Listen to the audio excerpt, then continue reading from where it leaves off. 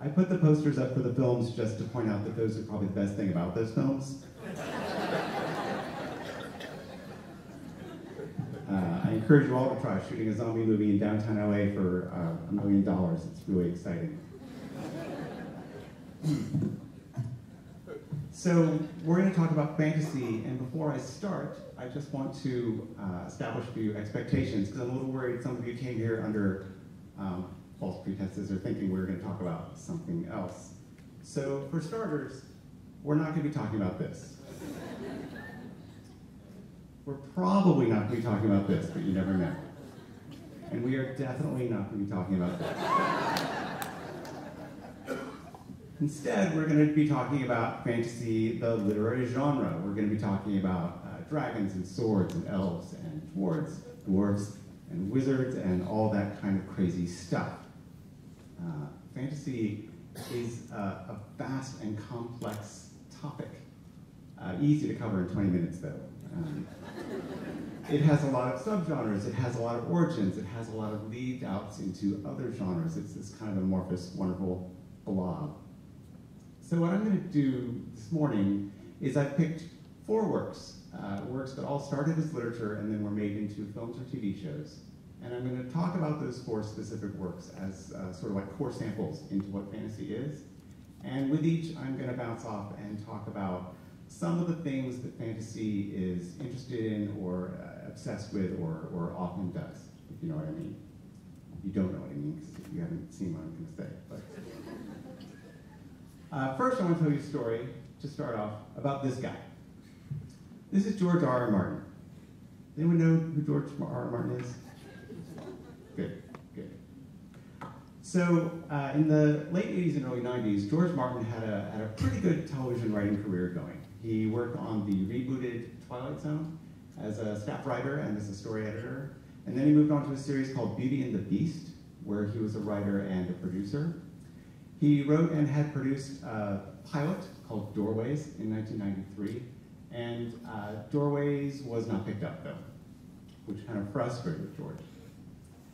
Now, George was a member of a loosely organized group of science fiction writers who all lived in Los Angeles. And about once a month, they would meet here at Hopwey's Chinese restaurant in downtown LA. And they would just get together and talk about whatever these science fiction writers talk about. There's a story, possibly apocryphal, where in 1993, George walked into the group one day and he sat down and he said, "I'm done. I'm sick of Hollywood, and I'm leaving." He said, "I'm tired of producers and censors telling me that my ideas are too complex or too big. I'm tired of them saying there's too much sex. I just want to create my own thing." He said, "I'm going to move back to New Mexico, and I'm going to write something huge. I'm going to write something that's exactly what I want to write. And it's going to have all the battle scenes I want. It's going to have as many characters as I want, and it's going to have all the sex I want." He said, "I'm going to write something that will be impossible to be filmed." So this is what he wrote. Game of Thrones. Obviously, they made a very, very successful series out of that. So the question is, why was George wrong? Why was he wrong about Game of Thrones being unfilmable? And the answer to that question is, I'm going to propose also an answer to why fantasy in general is so popular on screen today. So to get into this, I'm going to show you a few clips. And I should have mentioned, really I should have made better decisions, that some of these clips includes really terrible violence, and I'm sorry. So you might want to cover the eyes of any of the small ones, especially the third clip. So we're going to start with a film from 1985 called Red Sonja.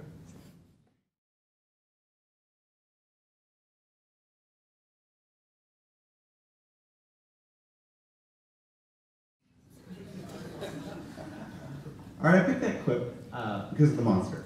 The monster is all practical effects. That is a machine that they had in this pool with them. And okay, it's not a great monster, right? But the filmmakers did some clever tricks to help with the plausibility. One, they put it in the water, so you can't see most of its body and all the mechanical workings happen on. Also, they made it a kind of metallic monster. That way they didn't have to make more realistic flesh, it didn't have to bleed, things like that. So that was sort of the bar for fantasy films in 1985. Now let's jump ahead to 2001, the first Lord of the Rings film, Fellowship of the Ring.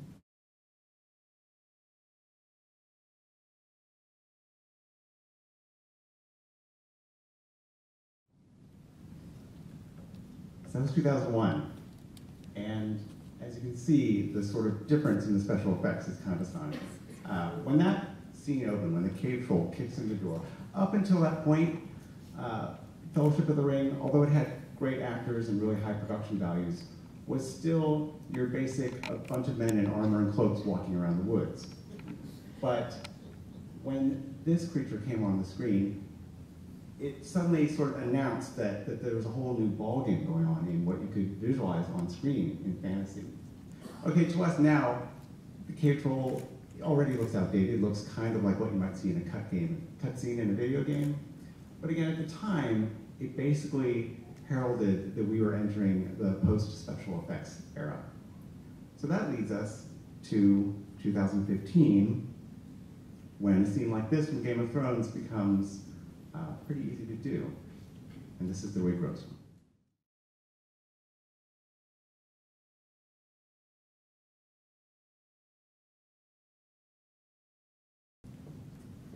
On the big screen, you can see just how good the dragon looks, but how fake Tyrion's beard looks. Certain things are not thought of. So, my answer to why George was wrong and why fantasy is so popular on the screen these days, why we're making so much, is basically because we can. And the irony is it's technological innovation that has allowed us to put so much fantasy out there. Again, now I feel anything we can imagine, we can put on screen. And that's new. So that's one aspect of fantasy, especially fantasy on screen. Everything else is going to be far calmer and without as much blood, I promise. I'm going to move on to my second work. This is a novel, Jonathan Strange and Mr. Norrell, by Susanna Clark. It came out in 2004. Astonishingly, it's a standalone novel. Most fantasy novels come in sets of 3 or 7 or who knows what in the case of Game of Thrones. And Jonathan Strange was adapted into a miniseries on the BBC in 2015. So traditionally, fantasy is generally a conservative genre. Take something like The Lord of the Rings or Sword of Shannara. In these stories, there's a sort of peaceful, very bucolic world, and this kind of evil rises up, right? And the evil wants to take over and do things. And the forces of good in these stories want to put down that evil. They want to restore things to the status quo, so they're not progressive. This novel approaches that same theme, but completely turns it around in a really interesting way. So it concerns these two magicians. Jonathan Strange on the right, Mr. Norrell. Sorry, you're backwards. Yes, right, left. Norrell is the one with the Byronic haircut. In this world, which the novel begins in 1806, there used to be magic, but magic has vanished. It vanished about 300 years before. So now, people who call themselves magicians are really just scholars and antiquarians who study what magic was. But magic is returning to the world. Both of these magicians, who are actually practicing magicians, who do cast spells, they want magic to return, but each of them has a very different approach. Strange wants it back, but he wants to strictly control it and use it for the betterment of the British Empire, the growing British Empire. Norrell, he wants magic to come back, but he wants to let it loose. He wants to see what it can do and really let it kind of run riot around the world. So neither one is trying to stop some kind of evil magic intrusion. They're both trying to encourage it, but each in their own way. Each of them thinks they can control it, and both of them are very wrong. What's interesting is that the return of magic is crumbling the social order of Britain at the time. And the return of magic is likened to early social uprisings against the growing Industrial Revolution, like the Luddites. So basically, Susanna Clark turns Luddites into people who are into magic. Compare this to Tolkien. In Tolkien, industrialization is the bad thing. Like in the Two Towers, Saruman raises the forest of Isengard, he has forges, he has mines, he has machines, and that's a bad thing, we've got to get rid of it. In Jonathan Strange, it's the opposite. The British Empire and the Industrial Revolution are the things that magic is coming back to kind of put away. Clarke is a great author because she recognizes that the social order in the empire at the time was not a good thing. Even though her viewpoint characters think it is a good thing, she makes it clear in the subtext that it is not, and this change from her point of view is welcome, even though the heroes don't welcome this change at all. So the question becomes, is magic a good thing or a bad thing? In this world, it is changing things and upsetting the empire, but it's also bringing more quality, hopefully. All right, let's talk about a biggie, Harry Potter. Also, of course, a very successful film series. On its surface, Harry Potter has that same conservative bent, right? There are these evil people rising up, and the good folks need to stop them, just like in Tolkien. But really, I say Harry Potter is obsessed with the very same things that this show is obsessed with. Downton Abbey, you all know Downton Abbey? Yeah. Both of these programs are completely obsessed with class and the fact that class is ending, but class structures are still in place.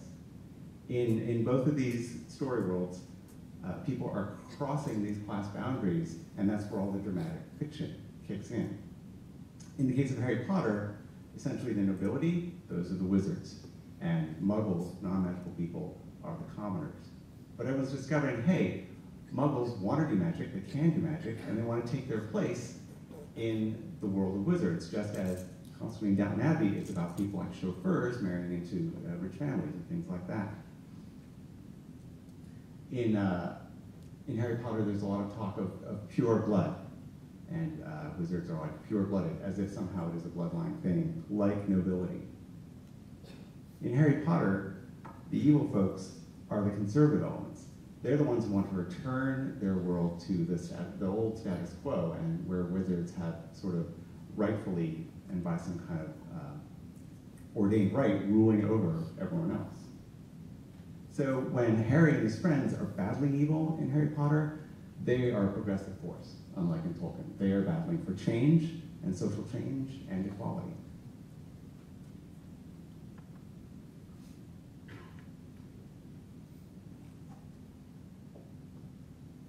Okay, fourth one of my favorites. This novel, The Magicians by Lev Grossman. It's the first in a trilogy, and this was adapted by the Sci-Fi Channel into a miniseries in 2016. Papers. So The Magicians, you can think of it as Harry Potter, but it is set in college, and it's in America, and the students are disaffected, privileged 20-somethings. So those kids are not that interested in magic, unlike the kids in Harry Potter. The kids at the magical college and the magicians are interested in this, and they're very interested in this. And they do a lot of it, which means that when the story progresses and some of them unlock a certain kind of magical force, they are completely ill-equipped to deal with it. So in a certain sense, there's a kind of pleasure at seeing some of these twits get their comeuppance, but really the story is about whether or not they can grow up and deal with this stuff.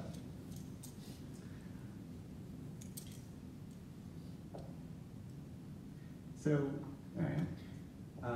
what I really dig about The Magicians is that it struggles with a question that Harry Potter also struggles with, which is, in the modern world, with modern technology, what is the place of magic? Because one of the things that kind of puzzles me about Harry Potter is I'm not entirely sure what the adults do. I mean, it seems in Harry Potter that if you're an adult and you do magic, you can do one of three things. You teach at Hogwarts, you go join this massive, useless bureaucracy, the Ministry of Magic, or you become a zoologist and you go off to some big place and study dragons. And that's it. Similarly in The Magicians, when these kids graduate, there's actually not a lot for them to do. They've got money, they've got these magical powers, and their three choices are drink, have sex, do drugs, and party. There's four choices. But it points out that the powers that magic gave you in a pre-technological age are maybe not so important now, right? Traveling really fast to another place, communicating instantaneously with someone, throwing fireballs at your enemy. We can do all these things now. So Grossman in the novel points out that in a funny way that magicians in his world are a little bit at loose ends. Okay, that sounds boring. What he then smartly does is pushes them out into all these other worlds and these other realms of magic, and there's a lot of great story. I really recommend that series. And I guess one of the things that this teaches us is if you're thinking to yourself sometime in the future, you're thinking, man, I wish I had magic powers. Ask yourself if there's an app that would do it for you. And there's a very good chance there is. All right, to wrap up, I'm going to take us off the beaten path of these sort of popular mainstream fantasy stories and make 4 quick recommendations of works that I think are interesting for you to explore. And we're going to start with this, Blood in the Mist by Hope Mirrlees. This is a novel from 1926. So this predates Tolkien by many decades. And Tolkien, of course, established a lot of the templates of fantasy that we know now, with the swords and the dragons and the wizards and all that thing. I mean, he didn't make that stuff up, but he really embedded it in our consciousness. This novel is more about the realm of fairy, and similar to like what we find in Jonathan Strange. In this novel, fairy is not a good or a happy place. It's not some place you want to go. In this story, the realm of fairy is starting to encroach on our world, and there's a village which is having a problem where all the youth in the village are sneaking off to eat fairy fruit, and fairy fruit has bizarre effects on them. Interestingly, for 26, the solution to this problem is not at all straightforward. It's not about just suppressing the evil, nor is it about it's not really evil, or letting fairy take over. It's partially progressive, and it's about actually learning to deal with magic and get along with that stuff. This is one of my favorites, The Dying Earth by Jack Vance. This first book is from 1950. It's a series of linked stories. The Dying Earth actually takes place far, far in the future, at a time when magic and science are basically indistinguishable. It's called The Dying Earth because everyone believes that the sun could go out at any minute. Vance often describes the sun in the morning kind of heaves itself over the horizon in this tired way. So everyone has this total nihilistic, despairing attitude. There are wizards who go around trying to find the 100 known spells, and they're all very competitive, they're very venal and rather petty. There are some wonderful creatures with names like Twickmen, Gawns, and Chun the Unavoidable. But most of all, I recommend Vance because he is a master stylist. He was inspired by early British writers, early 20th century British writers. His stories, the plots might be fairly straightforward, but I read him over and over just for sentences, paragraphs. If you read other genre writers like Gene Wolfe or China Miéville, those folks were all inspired by Vance. They're all drawing on Vance. And there's also a heck ton of Vance to read out there if you get into it. Now a choice to get us away from, we've been talking a lot about sort of Western fantasy. Bridge of Birds by Barry Hugart, an American author. This is from 1984. He calls it a novel of an ancient China that never was. And this involves a sage named Master Li Kao. And Master Li Kao has an assistant named Number 10 Ox. And Master Li Kao is a very old, wizened man, and he rides on the shoulders of Number 10 Ox throughout the story. Number 10 Ox is the narrator of the tale. He's sort of the Watson to the Holmes in this situation. It's very, very humorous, but also very, starts very small in this little mystery in their village, which takes them on this quest that gets them into the immortals and the gods and why the Great Wall of China was built and all these wonderful things. Finally, a modern book, The 100,000 Kingdoms by N.K. Jemisin. Also, finally, this novel features a female protagonist. Her name is Yanne. She is a barbarian warrior princess who discovers that she's the heir to the emperor's throne for the entire 100,000 kingdoms. Yane wasn't raised with the ruling family. The ruling family, they're just kind of scumbags, and they rule by the fact that they have 4 gods that they have captured and contained, and they can draw on their power. The gods in this story are kind of like the Greek gods. They walk around on Earth. The gods have their own quarrels and grudges and problems with each other. This book also brings in elements of the paranormal romance genre, but that's not the center of it. It's not, will she choose the vampire or the werewolf? That's just a side thing, but it brings up this very powerful and interesting tale about how if you get involved, and I mean involved with a god, you might get involved with their power struggles and all that, and you could really get yourself into trouble. So ultimately, I just encourage you all to explore fantasy. I've just touched on a very, very few things. The thing I'll say in conclusion is that many people accuse fantasy of being escapist, and I say absolutely, and hell yeah. Fantasy takes you away to other worlds, and I, for one, welcome any opportunity to visit other worlds and see what they're like. Thank you.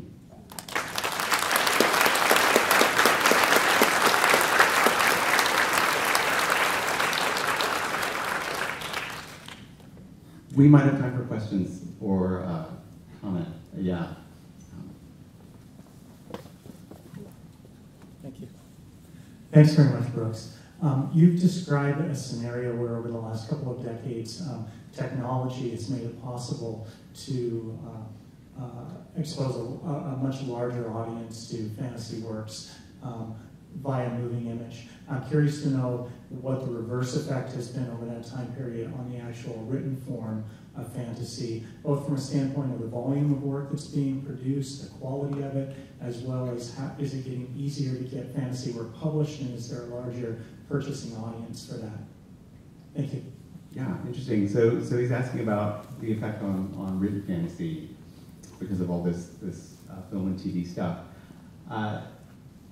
More than the TV stuff, I think Harry Potter had a huge influence on the publishing world in fantasy, and there are a lot of publishers out there scrambling to get their own Harry Potters out there if they can. But now a whole generation of writers has grown up reading and watching Harry Potter, and I find that not just fantasy writing, although that's a big part of it, but just writing in general is this hobby among teenagers now, in a way that playing D&D was a hobby for me and things like that. If you look at a site like Wattpad, if you know that, which is also an app, there are people writing and sharing millions of words practically every day. So in publishing, it's harder to say, because in publishing, there are resource limitations. But online, there are very few of those resource limitations. So if you're looking for possibly carefully polished, well-marketed fantasy books, the numbers are roughly the same as they've been for a while. But if you just want to read more fantasy, there's so much out there for you to try, and a lot of it's very, very good. I think we have yet to see, like we saw with Wool or with The Martian, fantasy self-published author really break out into the mainstream, like we saw with those science fiction works, but I think it's inevitable. Thanks. Yeah. Anyone else? Yes. Yeah, you. Here comes the microphone.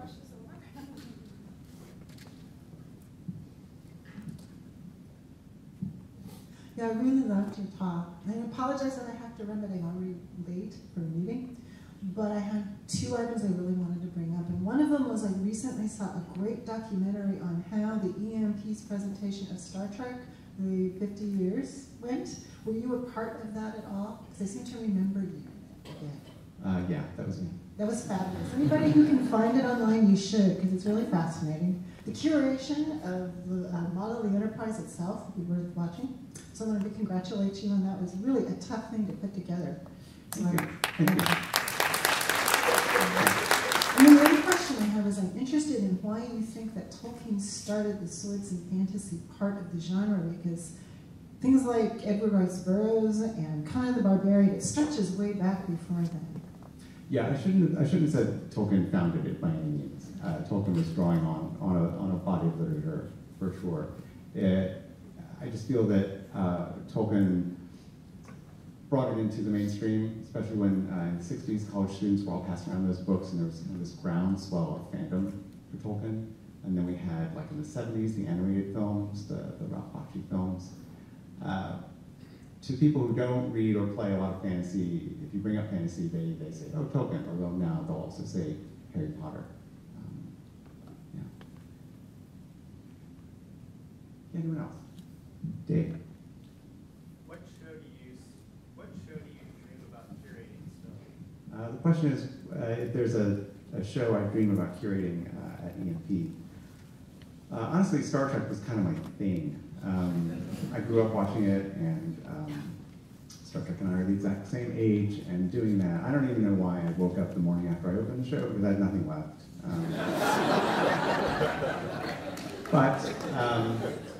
But if I could really, really dream, I would like to do a show about the author Philip Dick.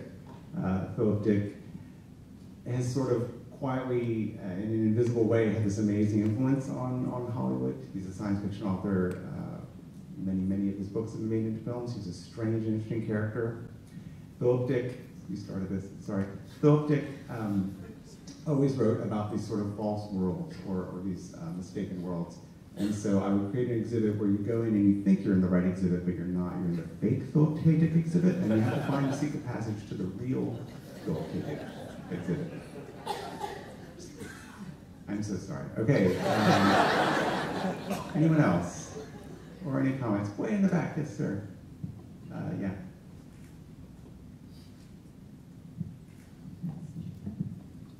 You mentioned that the value of fantasy to a lot of folks is escapism, or one of the values.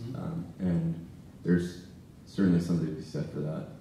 Is there any other social value that you think there's a good discourse around? Oh, so much social value in fantasy. Yeah. One of the things that I didn't really talk about is how fantasy tackles race. Because when you're talking fantasy, especially if you're playing D&D or something like that, when you talk about races, you're talking about orcs or elves or humans or dwarves.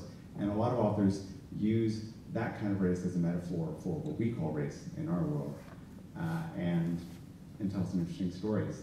Modern fantasy, especially the modern literature, like an author like Jemison, is kind of on a tear to address issues like gender equality, not just sort of on all levels, in the fiction itself, in representation among authors and editors and publishers, and in readers. Just as you're trying to create some more diversity here at Creative Mornings, people who love and appreciate fantasy are trying to make it a more diverse place and a more welcoming place for everyone. Beyond that, I don't know if it's a social good, but I think it's good for the brain. I think it takes you away. It literally takes you away from your world and makes you view your world in a different way. And that's always the thing with genre fiction. We consciously or subconsciously compare these other places to our own world, and that teaches us about our world. Yeah, people call it escapism, but there's not a piece of science fiction or fantasy out there, I don't believe, that doesn't reflect on our world, because of course it all comes from our world. Yes, you're in the front. Sorry, Jeremy. So in your, what I read about you before, the information you posted on CreativeMornings, you talked about comics, the impact of comics in your life. Am I remembering this correctly growing up? A little bit, or maybe that was someone else? Maybe that was someone else. I mean, I read comics. Sorry. Okay. Well, we can talk about comics, though. God knows. So my question was just if comics have impacted your life and how, and if that plays into your love for fantasy. Yeah, the question is how comics have impacted my life. So I wasn't really allowed to read many comics, so thus I was very fascinated and obsessed by them. It was like, pornography, because like, I'm like, what is that? If I'm not allowed to see it, it must be important. So I would go over to Matthew Flusser's house, and he had comics, and we would read comics, and he would want to do other things. Comics, it's interesting, comics, of course, anything you can imagine you can draw far more easily. They can do all this CG stuff. So you would expect there to be a really healthy world of fantasy in comics. And there is, to a certain degree, but especially in sort of the golden and silver ages, it was all so dominated by superheroes that there wasn't a ton. There were Conan comics, which were not very well written. And then there was the weirdness of like, here's Iron Man, and he has all this mechanical stuff, and he's with Thor, who's a god. And I really love how Marvel was willing, and all the comics publishers were willing to just like shake that stuff together in a box and spit it out and say, you deal with it. You know, we're not going to try and explain this. You're Wonder Woman, you're going to fly your jet to Asgard, whatever. Yeah, but now there's so much great stuff, like Mike Mignola, or help me out, who writes Usagi Yojimbo? Oh, come on. Well, my bad, I don't know either. So yeah. Yes?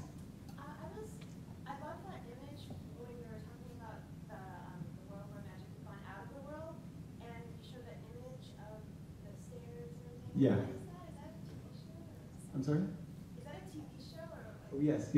She's asking about the image I showed from the miniseries, the BBC miniseries of Jonathan Strange and Mr. Norrell. It's a sort of Escher-esque landscape. You can find that online now. They did a pretty faithful adaptation. It has some nice effects. Obviously, I'm kind of obsessed and interested in effects, because to me, effects are what throw me out of the story first, even more than bad acting. Bad effects really kill it for me. So I always appreciate good effects. Yeah. So the BBC did that adaptation. Yeah. Is there another? Yeah. Here comes a microphone for you. It seems like through history, if you carefully look at literature, you can tell what was going on in society. And I know, for example, with the original Star Trek, the stories they told were things that you couldn't tell on television. They were addressing race by painting an actor half white and half black. They were, and it got past the censors. They would never have allowed that to be on Bonanza or Gilligan's Island or any of the other contemporary shows. So given some of how goings on in society in the past have affected literature, and particularly fantasy, I'm curious if you check your crystal ball, what do you think is going to happen in realms of story given what happened on Tuesday night in the realms of politics?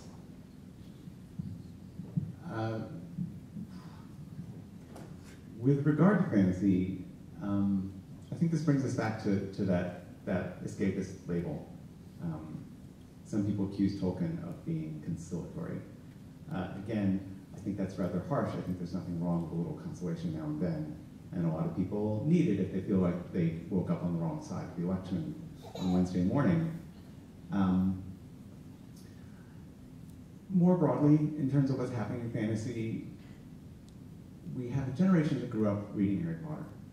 And this is also a generation that has lived in a very martial age. Their country has always been at war or involved in some action in the Middle East. Many of them have gone on to serve. So it's not surprising to me that now we have a lot of interest in epic sword and sorcery, a little more adult, a little more violent, a little more that sort of fantasy, because it helps boil down our problems into simpler things. And I think this is something literature does. You know, our problems in life are complex. What do I do about the people who've been elected? Right? Those are hard questions and they're very complicated answers. Versus dragon, what do I do? Well, I stick it with a sword. I mean, it's really clear what you do. So I'm totally not answering your question, I'm sorry, but I think that art is a great mechanism and a great tool for change. I totally believe in that idea of you cannot imagine a change. I mean, you can't have change until you imagine it. And as you point out with Star Trek, sometimes you have to imagine it in another world first, and then start to apply it to our world.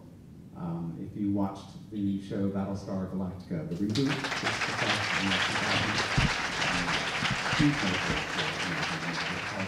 people call it Battlestar Iraqtica, things like that. Again, it kind of showed that they wouldn't have made it if it was just straight up about Iraq, but you could put it in space and have space angels and things in it. I mean, the episode about robot torture is just spot on about what was going on. with us at the time. No one else was making a show about portrait. Anyone else have a question that I can't answer, and I'll just say something else? Last one. This is our last one, and it will be you. All right. There's so much content out there. I'd just be curious to hear how you personally choose what you're going to read or watch next. Where do you find the things you're most interested in? How do I find the things I'm most interested in? That's a really good question. Part of it's just the zeitgeist, right? What people are talking about at work. I'm in a very smart book club, which is called the Book Club That Shall Not Be Named, and we choose works together and kind of investigate. So we have kind of a group mind there. And lately, I mentioned this site, this app, Wattpad, which is it's essentially a social network for people who want to write and read like crazy. And so they're also, besides writing and reading, talking about what interests them, and that's sort of kind of a ground level pulse of what's going on. And then I also follow authors in terms of, I'll backtrack them. I'll look for an interview and it's like, they'll say, oh, I was really inspired by this, or I enjoyed this, so I'll follow those authors to see what got them going, things like that. That's how I found Jack Vance, and Jack Vance led me to Wodehouse, so yeah. Okay, I think we have to wrap up, right? Thank you very much, and thank you, interpreters.